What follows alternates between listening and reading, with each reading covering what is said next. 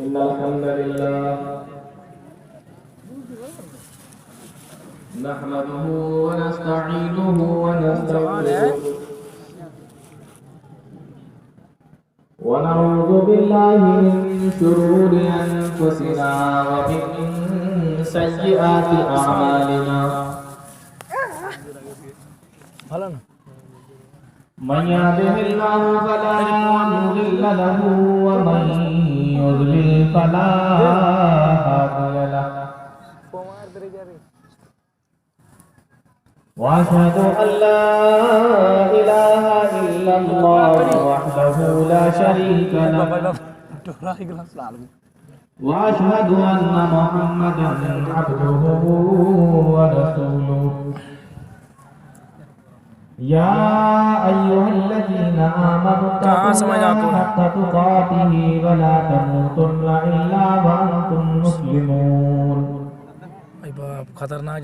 يا أيها الناس اتقوا ربكم الذي خلقكم من نفس واحدة وخلق منها زوجها وبث منهما رجالا كثيرا ونساء واتقوا الله الذي تساءلون به والأرحام إن الله كان عليكم رقيبا يا أيها الذين آمنوا اتقوا الله وقولوا قولا سديدا يصلح لكم أعمالكم ويغفر لكم ذنوبكم ومن يطع الله ورسوله فقد فاز فوزا عظيما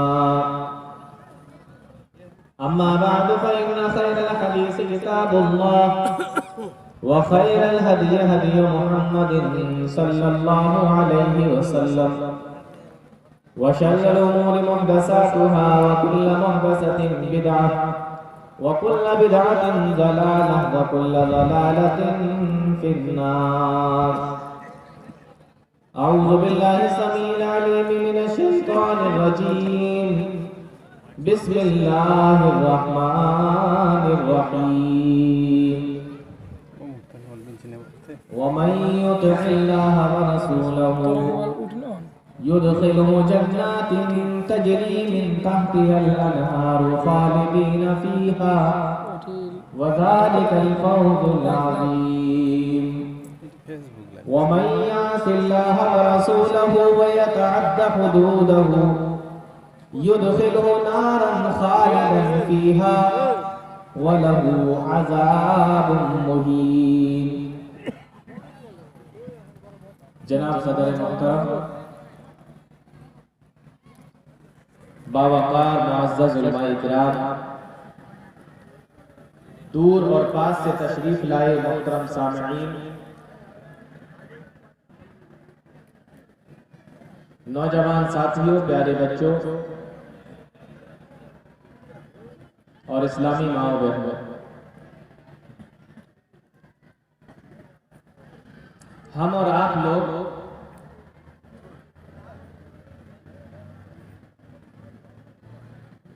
جب کسی جگہ پہ کوئی کام کرتے ہیں کسی کمپنی میں نوکری ہو سرکاری سروس ہو کوئی فیکٹری ہو پرائیویٹ نوکری ہو کسی کے دکان پہ کام کرتے ہو تو ہمارے دماغ میں ایک ہی بات رہتی ہے کہ میں کون سے ایسے کام کروں جس سے میرا مالک خوش رہے اور اگر میں اپنی طرف سے کوئی ایسے کام نہ کر پاؤں کہ جس سے میرا مالک خوش ہو جائے تو کم سے کم میں وہ سارے کام تو کروں جو میرے مالک نے مجھے بتائے تاکہ میرا مالک مجھ سے ناراض نہ ہو مجھ سے غصہ نہ ہو اور جو پیسہ جو سیلری جو مال مجھے اپنے مالک اور اپنے مینیجر اور اپنے کمپنی فیکٹری اور دکان کے مالک کے ذریعے سے ملتا ہے اس میں کوئی کمی اور کوئی کوتاہی نہ ہو. یہ ہماری سوچ ہے. بچے اسکول کے اندر پڑھتے ہیں، ان کی یہ سوچ رہتی ہے کہ ہمارے کسی کام سے ہمارے استاد ناراض نہ ہو۔ اساتذہ مدرسے میں پڑھاتے ہیں، ان کی کوشش یہ رہتی ہے کہ ہمارے کسی کام سے ہمارے جو صدر مدرس ہیں، جو پرنسپل ہیں، وہ ہم سے ناراض نہ ہو جائے۔ پرنسپل کو یہ فکر ہے کہ ہماری جو کمیٹی ہے وہ کمیٹی کے لوگ ہم سے ناراض ہیں، ایسے کام کریں کہ لوگ خوش رہیں۔ یہ ہماری سوچ ہوتی ہے۔ کبھی ہم نے یہ غور کیا کہ دنیا کے اندر ہم نے لوگوں کو منا لیا، اپنے کام سے لوگوں کو خوش کرنا چاہتے ہیں، آخر کچھ ایسے کام بھی تو کرو کہ جن کام کی وجہ سے جو سارے لوگوں کا مالک ہے، جو ساری دنیا اور ساری کائنات کا مالک ہے، وہ ہم سے ناراض نہ ہو، وہ ہم سے خوش ہو جائے، اور جو وہ ہمیں مال، دولت، رزق، رحمت، برکت، ترقیاں، بلندیاں، وہ جو ہمیں عطا فرماتا ہے اس میں کوئی کمی نہ آ جائے، کوئی کوتاہی نہ ہو جائے۔ کبھی اس چیز کے اوپر ہم نے اور آپ نے غور کیا؟ نہیں کیا، کیونکہ ہماری نظر میں دنیا ہے، جبکہ ایک مسلمان کی نظر میں آخرت ہونا چاہیے، لیکن ہماری نظر میں کیا ہے؟ دنیا۔ آج کی اس تقریر کے اندر میں چند ایسے کام بتانے والا ہوں، حدیث رسول، قرآن و حدیث کی روشنی میں، جو کام ہیں تو بڑے آسان، غور سے سنیے، جو کام ہیں تو بہت آسان، لیکن ان چھوٹے چھوٹے اور آسان کاموں سے اللہ تعالیٰ بہت زیادہ خوش ہوتا ہے، اور جس بندے سے اللہ خوش ہو جائے تو اس کی اللہ دنیا بھی بنا دیتا ہے اور آخرت بھی سنوار دیتا ہے، آخرت بھی بنا دیتا ہے۔ تو آپ لوگ اپنے آپ کو ذرا تیار کیجئے، اور میں وہ کام بتانے والا ہوں جو بڑے آسان ہیں اور اللہ رب العالمین کو بہت پسند ہے، اور سمجھ لیجئے کہ یہی میری آج کی تقریر کا موضوع ہے۔ اس سلسلے میں سب سے پہلی حدیث دیکھیے، اللہ کے نبی جناب محمد رسول اللہ صلی اللہ علیہ وسلم نے ارشاد فرمایا، احب الاعمال الی اللہ، احب الاعمال الی اللہ، اللہ کو اپنے بندوں کے جو کام سب سے زیادہ پسند ہے، یعنی اللہ اپنے بندوں کے جن کاموں سے سب سے زیادہ خوش ہوتا ہے، احب الاعمال الی اللہ، پیارے نبی جناب محمد رسول اللہ صلی اللہ علیہ وسلم نے ارشاد فرمایا، اس میں سے سب سے پہلا کام ہے الایمان باللہ، اللہ پر ایمان لانا۔ اگر انسان کا ایمان اللہ پر نہیں ہے تو پھر وہ کتنے بھی نیک کام کرتا رہے، کتنے بھی اچھے کام کرتا رہے، لیکن اللہ کیا وہ کام مردود ہے، قابل قبول نہیں ہے، اللہ کیا وہ کام نہیں مانے گا۔ تو اللہ اس بات سے بڑا خوش ہوتا ہے کہ کوئی بندہ اللہ پر ایمان لے آئے، اللہ پر یقین کر لے، کلمہ پڑھ لے، لا الہ الا اللہ محمد رسول اللہ، اس کا اقرار کر لے، یہ سب سے زیادہ اللہ کی نظر میں پسندیدہ کام ہے۔ اس سے زیادہ کوئی کام پسندیدہ اللہ کی نظر میں نہیں ہے کہ ایمان لانا اللہ کا۔ اب آپ سارے خوش ہوں گے کہ ہم تو سب ایمان والے ہیں، ہم تو سب کلمہ پڑھتے ہیں، سب اللہ کو مانتے ہیں، لیکن میں آپ سے سوال کرتا ہوں کہ آپ کون سے ایمان والے ہیں؟ آپ نے جو کلمہ پڑھا تو اللہ کو مانا، اللہ کو آپ نے کتنا مانا، کس طریقے سے مانا؟ آج مسلمانوں کے اندر کلمہ پڑھنے کے بعد کون سا ایسا کام ہے جو نہیں ہو رہا؟ اعمال کے اندر خرابی تو چھوڑیے، عقائد کے اندر بھی خرابیاں ہیں، عقیدے بھی ہمارے بگڑتے چلے جا رہے ہیں، جبکہ ہمیں اللہ کو ایسا ماننا چاہیے جیسا کہ اللہ رب العالمین نے بیان فرمایا۔ کیسا بیان فرمایا؟ اللہ رب العالمین نے ارشاد فرمایا، اللہ کے نبی جناب محمد رسول اللہ صلی اللہ علیہ وسلم نے ارشاد فرمایا، صحابی رسول نے پوچھا، اے اللہ کے نبی ہم اللہ کو کس طریقے سے مانیں؟ پیارے نبی صلی اللہ علیہ وسلم نے 3 چیزیں بتائیں۔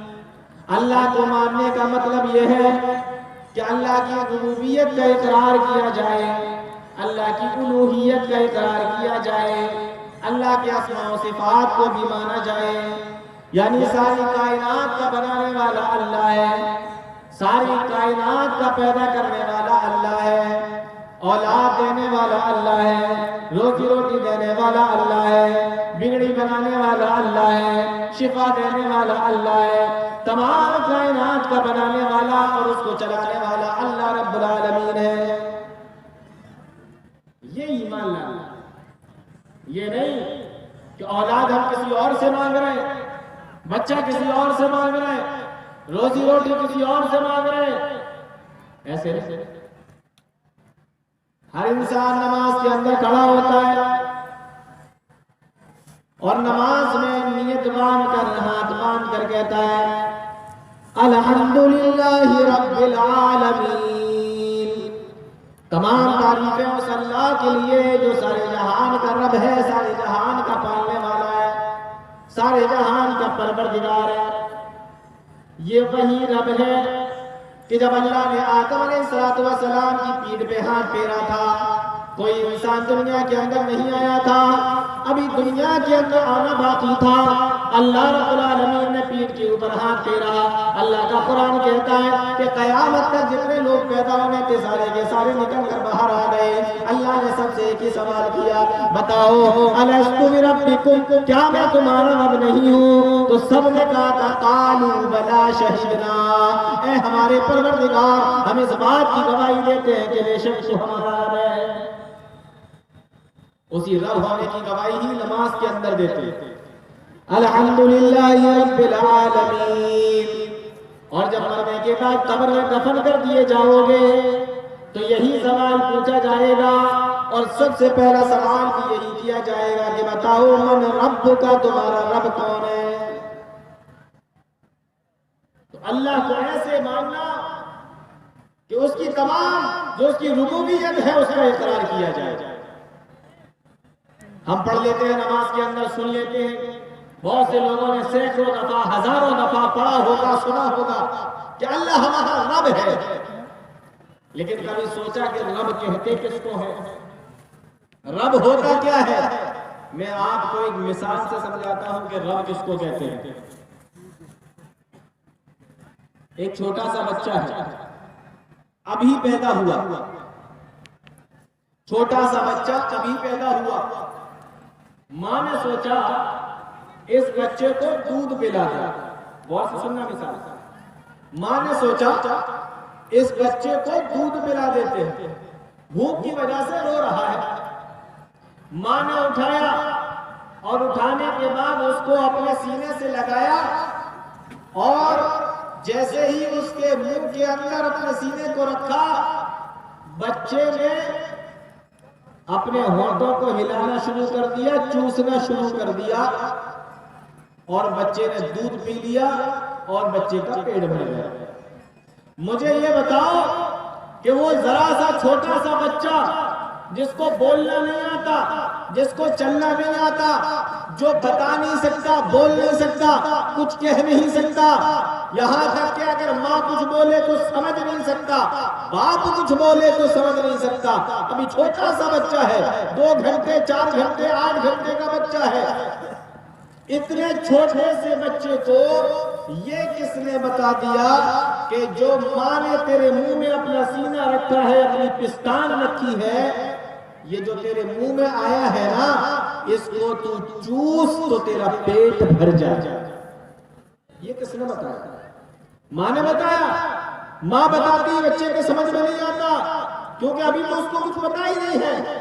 تو اس چھوٹے سے بچے کو یہ کس نے بتایا کہ یہ جو تیرے منہ میں ابھی آیا ہے تو اس کو چوسے گا تو تیرا پیٹ بھر جائے گا؟ یہ بتانے والا کون ہے؟ الحمدللہ، بولو بولو، الحمدللہ रब्बिल आलमीन, वो रब बता रहा है, अभी उसे कोई नहीं बता सकता। रब ने बता दिया कि तेरा पेट कैसे भरेगा। इसीलिए कहते हैं अल्हम्दुलिल्लाह रब्बिल आलमीन, वो अल्लाह है सारे जहानों को पालना। ईमान ऐसे लाना। किसी ने इमाम शाफी से पूछा रहमतुल्लाह अलैह, किसी ने पूछा आपने अल्लाह को कैसे माना, आपने अल्लाह को कैसे जाना? इमाम शाफी रहमतुल्लाह अलैह ने बड़ा प्यारा सा जवाब दिया।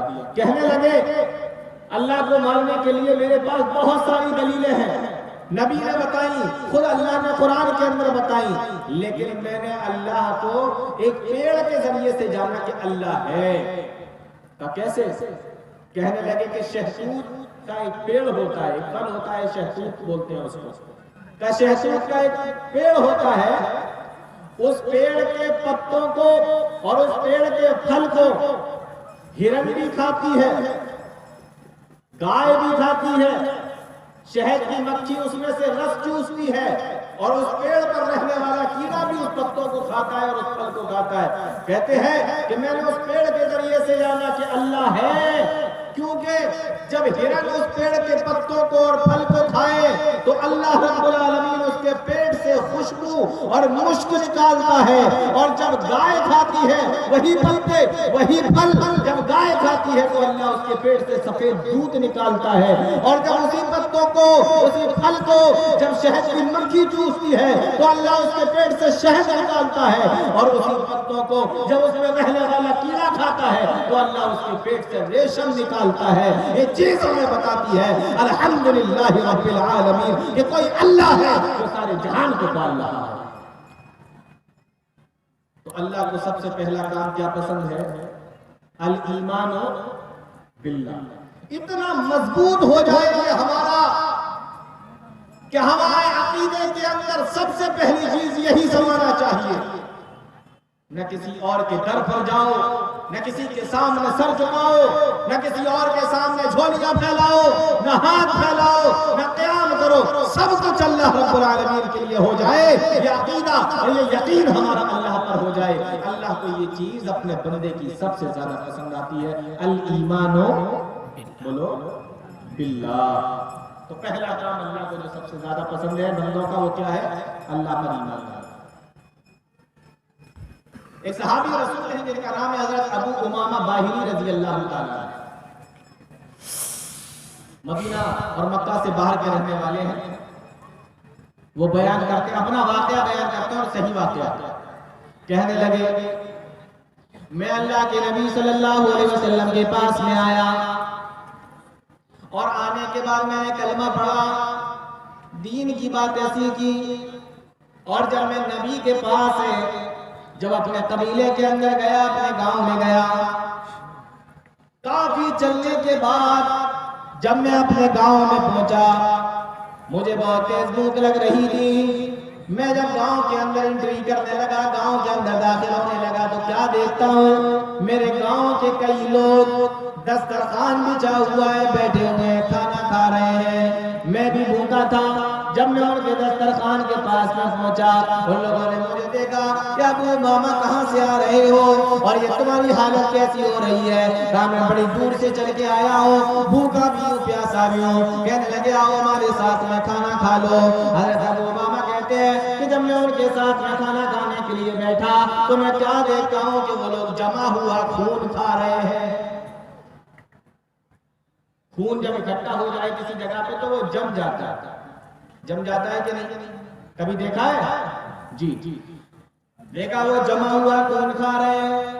हज़रत अबू मामा कहते हैं कि जमा हुआ खून अल्लाह ने मना किया है, फरमाया इन्नमा हर्रमा अलैकुमुल मैतता वद्दम वलहमल खिंजीर, बेशक तुम्हारे ऊपर हमने मुर्दार को हराम कर दिया है, हमने तुम्हारे ऊपर खून को हराम कर दिया है, हमने तुम्हारे ऊपर सूअर के गोश्त को हराम कर दिया है। वमा उहिल्ला बिही लिगैरिल्लाह, और अल्लाह के अलावा किसी और के नाम जिसको कर दिया जाए उसको भी अल्लाह ने तुम्हारे ऊपर हराम कर दिया है। अबू उमामा कहते हैं कि ये खून मैं नहीं खा सकता, ये तो हमारे ऊपर हराम है। जब कौम के लोगों ने सुना कि इन्होंने तो खाने से मना कर दिया, पहले खाता था अब नहीं खा रहा है, इसका मतलब ये है कि ये हमारे दीन से निकल गया है। कौम के लोग कहने लगे ए अबू उमामा ऐसा मालूम होता है कि تم باپ دادا کے دین سے پھر گئے ہو، تم بدین بن گئے ہو، تم صابی بن گئے ہو۔ ابو امامہ باہلی رضی اللہ تعالیٰ عنہ فرماتے ہیں میں بدین نہیں ہوا بلکہ آمنت باللہ ورسولہ، میں اللہ پر ایمان لایا ہوں اور جناب محمد رسول اللہ صلی اللہ علیہ وسلم کے اوپر ایمان لے آیا ہوں۔ جب انہوں نے ہماری یہ بات سنی کہنے لگے اب تو بالکل کھانا نہیں دیا جائے گا۔ کہنے لگے میں نے ان لوگوں سے کہا انی شدید العطش، مجھے بہت تیز پیاس لگ رہی ہے، پینے کے لیے پانی ہی دے دو۔ کہنے لگے نہ تیرے لیے کھانا ہے نہ تیرے لیے پانی ہے، تو اللہ پر ایمان لے آیا ہے، تو نے باپ دادا کے دین کو چھوڑ دیا ہے، تجھے نہ کھانا ملے گا نہ تجھے پانی ملے گا۔ اور کرنے کی بات ہے کہ جب تک اللہ کو نہیں مانا تھا، اللہ پر ایمان نہیں لائے تھے، قوم کے لوگ بھی عزت کیا کرتے تھے، قوم کے لوگ کھانے پینے کا انتظام سب کچھ دیکھ بھال کیا کرتے تھے، لیکن جب اللہ پر ایمان لائے کھانا بھی دور کر دیا گیا، پانی بھی دور کر دیا گیا، کھانے سے بھی روک دیا گیا، پینے سے بھی منع کر دیا گیا۔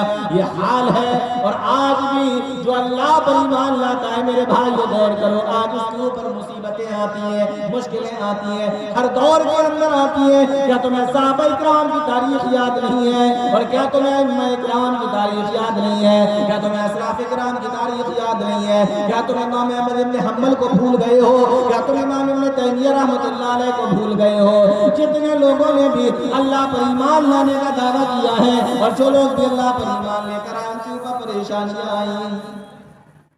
اسی لیے تو اللہ کو یہ پسند ہے کہ کوئی بندہ میرے اوپر ایمان لائے، پریشانیاں جھیلنے کے بعد بھی اللہ کو نہ چھوڑے، پریشانیاں جھیلنے کے بعد مصیبتیں اٹھانے کے بعد بھی اس کا ایمان اور زیادہ اللہ پر مضبوط ہو جائے۔ اللہ کے نبی جناب محمد رسول اللہ صلی اللہ علیہ وسلم فرماتے ہیں احب الاعمال الی اللہ تعالی الایمان باللہ، اللہ کو اپنے بندوں کا جو کام سب سے زیادہ پسند ہے وہ یہ کام ہے کہ بندہ اللہ پر ایمان لے آئے، اللہ کے اوپر یقین رکھے۔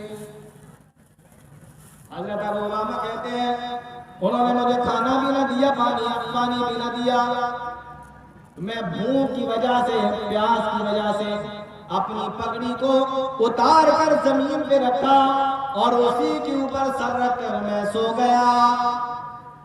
اب دیکھو ایمان کا مزہ کیا ہے، ایمان ہوگا پریشانیاں آئیں گی، مصیبتیں آئیں گی، لیکن اس ایمان کا مزہ دیکھو کیا ہے۔ ابو امامہ باہلی کہتے ہیں رضی اللہ تعالیٰ عنہ صحابی رسول ہیں، کہتے ہیں میں سو گیا، میں نے خواب میں دیکھا ایک شخص آیا اور اس کے ہاتھوں میں ایک پیالہ ہے اور اس کے اندر دودھ بھرا ہوا ہے، وہ پیالہ لے کر میرے پاس میں آیا اور کہنے لگا اے ابو امامہ یہ دودھ پی لو، تم بھوکے بھی ہو، تم پیاسے بھی ہو، یہ دودھ پی لو، تمہاری پیاس بھی بجھ جائے گی، تمہارا پیٹ بھی بھر جائے گا۔ ابو امامہ کہتے ہیں میں نے خواب کی حالت میں اس سے وہ دودھ کا پیالہ لے لیا اور اس کو میں نے پی لیا۔ ابو امامہ کہتے ہیں اللہ کی قسم میں نے وہ دودھ کا پیالہ خواب کی حالت میں پیا تھا، لیکن میں نے اس سے زیادہ بہترین دودھ میں نے نہ کبھی دیکھا تھا اور نہ میں نے اس سے زیادہ لذیذ دودھ کبھی پیا تھا، اتنا بہترین دودھ تھا۔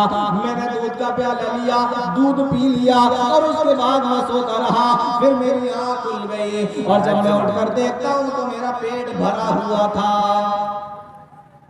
ایسا نہیں ہے کہ پیٹ خالی تھا، صرف خواب دیکھا، پیٹ بھرا ہوا تھا۔ جب میری آنکھ کھلی میرے قوم کے لوگوں نے دیکھا کہ ارے ابو امامہ جاگ گیا ہے، کہتے ہیں کہ میرے پاس وہ کھانا لے کر آئے، پانی لے کر آئے کہ چلو ہے تو اپنی قوم کا بھوکا ہے، پیاسا ہے، لاؤ کھانا کھلا دیتے ہیں، پانی پلا دیتے ہیں۔ ابو امامہ کہتے ہیں کہ وہ میرے پاس میں کھانا لے کر آئے، پانی لے کر آئے اور مجھ سے کہنے لگے لو ابو امامہ کھانا کھا لو، تم بھوکے ہو، پانی پی لو، تم پیاسے ہو۔ ابو امامہ کا جواب سنو، کہتے ہیں لا حاجت لا حاجت لی فی طعامکم و شرابکم، مجھے تمہارے کھانے کی ضرورت نہیں ہے، مجھے تمہارے پانی کی ضرورت نہیں ہے۔ ان اللہ قد اطعمنی و سقانی، بے شک اللہ نے مجھے کھلا دیا ہے اور اللہ نے مجھے پلا دیا ہے۔ یہ وہی جواب تھا جو حضرت ابراہیم علیہ السلام نے نمرود کے سامنے دیا تھا، قوم کے لوگوں کے سامنے دیا تھا، الذی خلقنی فہو یہدین، میرا اللہ وہ ہے جس نے مجھے پیدا کیا اور اسی نے مجھے سیدھا راستہ دکھایا. والذی هو یطعمنی ویسقین, اور وہی میرا اللہ ہے جو مجھے کھلاتا ہے اور مجھے پلاتا ہے. والذی یمیتنی ثم یحیین, اور وہی اللہ نے مجھے پیدا کیا, وہی موت دیتا ہے, وہی زندگی دیتا ہے. وَإِذَا مَرِضْتُ فَهُوَ يَشْفِينِ, اور جب میں بیمار ہو جاتا ہوں تو وہی اللہ میرا شفا بھی دیتا ہے.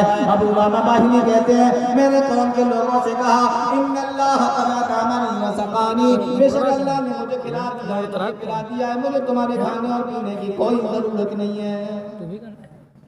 کہنے لگے تجھے کیسے کھلا دیا, تجھے کیسے کھلا دیا؟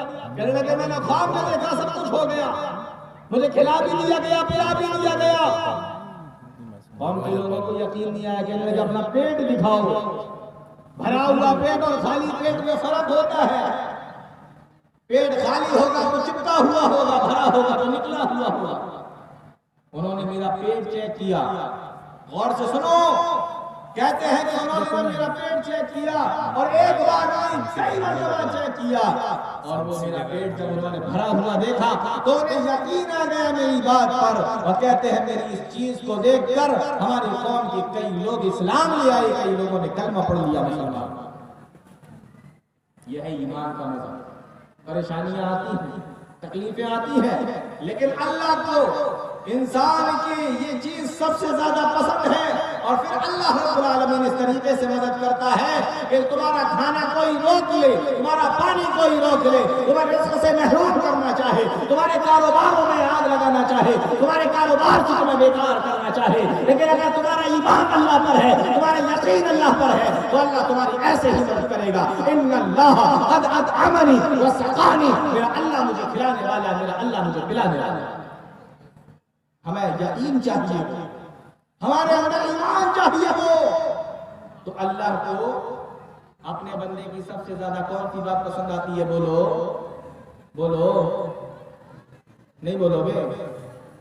اللہ پر ہاں ایمان لا, یقین ہونا چاہیے. اللہ پر جتنا زیادہ مضبوط بھروسہ ہوگا اللہ کی مدد اتنی زیادہ ہے. تیمور بادشاہ کا نام سنا ہوگا. اس کے دماغ میں آیا کہ مجھے پوری دنیا کو فتح کرنا چاہیے. اس کے دماغ میں آیا کہ پوری دنیا کے اوپر مجھے قبضہ کرنا چاہیے, پوری دنیا کو فتح کرنا چاہیے, جس طریقے سے سکندر کے دماغ میں آیا تھا, اور وہ پوری دنیا کو فتح کرنے کے لیے نکلا تھا, ایسے ہی اس کے بھی دماغ میں آیا. حالانکہ یہ تیمور جب نکلا تو عرب ملکوں کی طرف گیا, عجم ملکوں کی طرف گیا, اور ایک کے بعد ایک ملک فتح کرتے ہوئے یہ ایران پہنچ گیا. غور سے سنیں, ملک پر ملک فتح کرتے ہوئے ایران پہنچ گیا. ایران میں اس نے حملہ کیا, کچھ لڑائیاں ہوئی ایران کے لوگوں سے. ایران کے تمام لوگ مسلمان تھے, وہاں لڑائیاں ہوئی, مسلمانوں سے بھی لڑتا تھا. اس کے دماغ میں تھا کہ مجھے پورا ملک فتح کرنا, پوری دنیا کے اوپر اپنا قبضہ کرنا. تو ایک دن شکار کھیلنے کے لیے گیا اپنے کچھ سپاہیوں کے ساتھ. جنگل کے اندر ڈیرا ڈال کر بیٹھا ہوا تھا, تمبو وغیرہ لگا کر بیٹھا ہوا تھا جنگل کے اندر. تو ایران کے ایک عالم تھے جن کا نام تھا جمال الدین ایرانی.